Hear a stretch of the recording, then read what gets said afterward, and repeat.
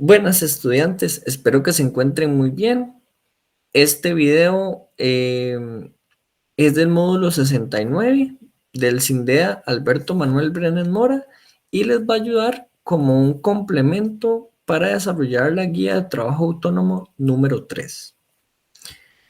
En esta guía, pues los temas a evaluar tienen que ver principalmente con lo que es el movimiento rectilíneo uniformemente acelerado, un tema específicamente del área de la física. Bueno, entonces el movimiento rectilíneo uniformemente acelerado podríamos decir que es un movimiento rectilíneo con aceleración constante y distinta de cero. En este caso vamos a tener una aceleración ya sea positiva o negativa y diferente de cero. Entonces, la aceleración, recordar de la guía pasada que lo habíamos definido como magnitud que mide la rapidez con la que varía la velocidad de un móvil.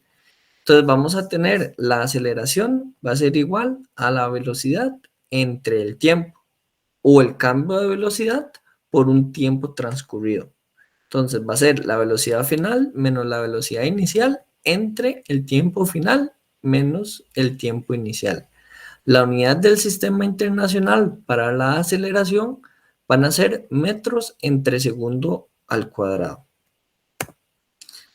Ok, recordar el término de distancia, cuya unidad del sistema internacional va a ser el metro, es la longitud total de la trayectoria realizada por un objeto móvil entre dos puntos. Entonces, en esta imagen podemos ver cómo la distancia va a ser lo que transcurrió el vehículo del punto A al punto B. El tiempo lo definimos como una magnitud física con la que se mide la duración o separación de acontecimientos y la unidad del sistema internacional van a ser los segundos. La velocidad la definíamos como la magnitud física que expresa la relación entre el espacio recorrido por un objeto y el tiempo empleado. La unidad del sistema internacional para la velocidad van a ser metros entre segundo. Y esta va a ser la fórmula de la velocidad, distancia entre el tiempo.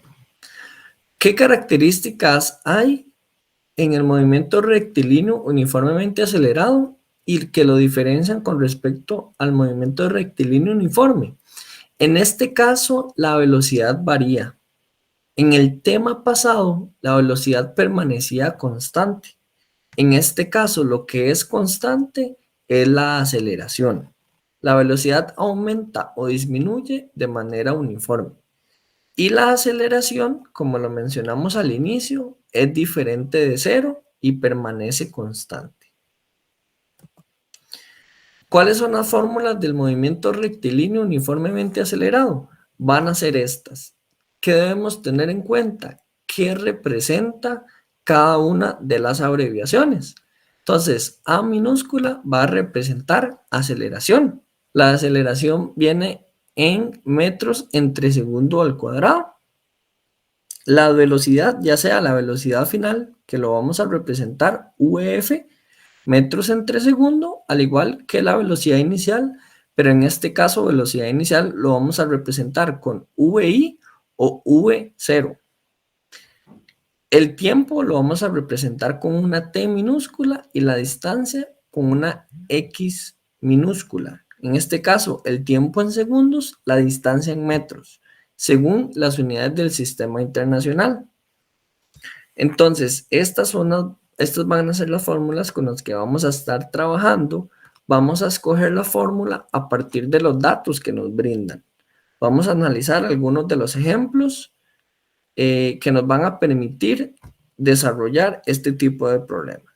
¿Ok? Entonces, el problema a desarrollar acá nos indican que un automóvil de carreras acelera desde el reposo a razón constante de 5.0 metros entre segundo al cuadrado.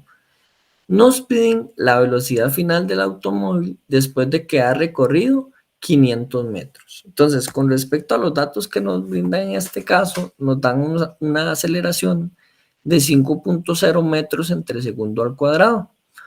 una velocidad inicial de 0 metros entre segundo, porque en este caso no está indicado ese 0 metros entre segundo, porque nos dicen que el vehículo o el automóvil acelera desde el reposo, o sea, parte desde una velocidad inicial de 0.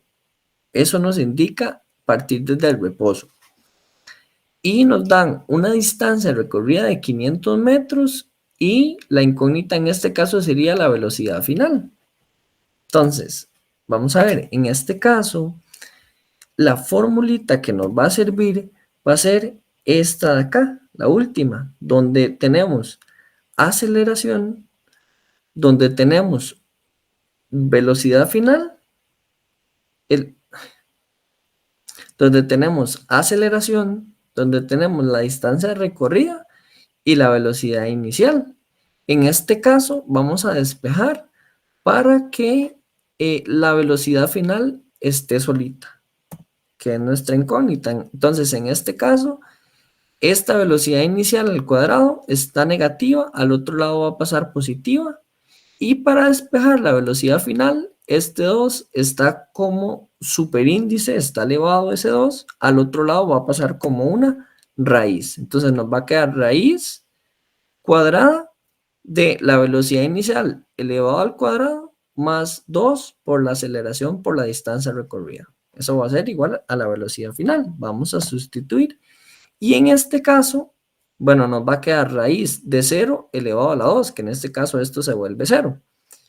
Y todo se va a resumir en sacar la raíz de 2 por 5.0 por 500. Eso nos da 70.7 metros entre segundo, la velocidad final del vehículo después de haber transcurrido una distancia de 500 metros, partiendo desde el reposo y teniendo una aceleración de 5.0 metros entre segundo al cuadrado.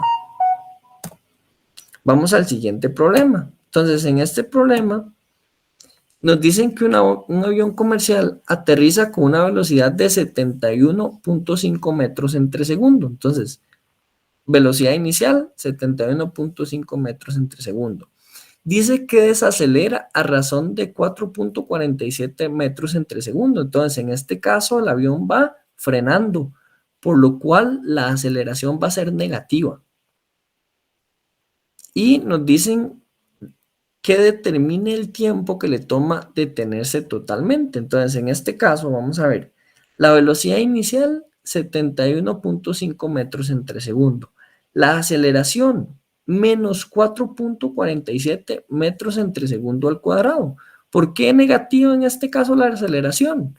Porque en este caso el avión va frenando, como lo mencioné anteriormente, y la velocidad final, 0 metros entre segundo, porque ese sería el momento en el que ya se detiene.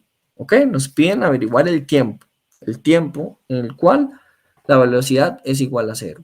Muy bien, entonces en este caso, la fórmula a utilizar pues va a ser esta segunda, donde para determinar el tiempo vamos a tener la velocidad final, la velocidad inicial y la aceleración. Entonces, en este caso, la velocidad final, ¿cuánto sería? 0 metros entre segundo, menos la velocidad inicial, 71.5 metros entre segundo, y la aceleración, menos 4.47 metros entre segundo al cuadrado en el denominador. Eso lo metemos en la calculadora y nos da un tiempo de 16.0 segundos. ¿Ok? Muy bien. Y finalmente, el problema 3, nos dicen que para el mismo caso del ejercicio anterior, ok, sabiendo ya que el tiempo fue de 16 segundos, determinar la distancia que le tomó al avión detenerse. Estos cálculos son importantes porque así pues tenemos una idea de cuánta es la distancia que debe tener una pista de aterrizaje. Ok, entonces en este caso nos piden la distancia X. Ah, ok, muy bien. Entonces, en este caso, si quiero averiguar X, ya sabiendo lo que es la velocidad final, la velocidad inicial y el tiempo que transcurrió, pues vamos a utilizar esta tercera fórmula. Entonces, velocidad final. La velocidad final va a ser de 0 metros entre segundo. La velocidad inicial, 71.5 metros entre segundo. Dividido entre 2, eso multiplicado por el tiempo, que son 16 segundos, y en este caso, la distancia que nos da son 572 metros, un poco más de medio kilómetro.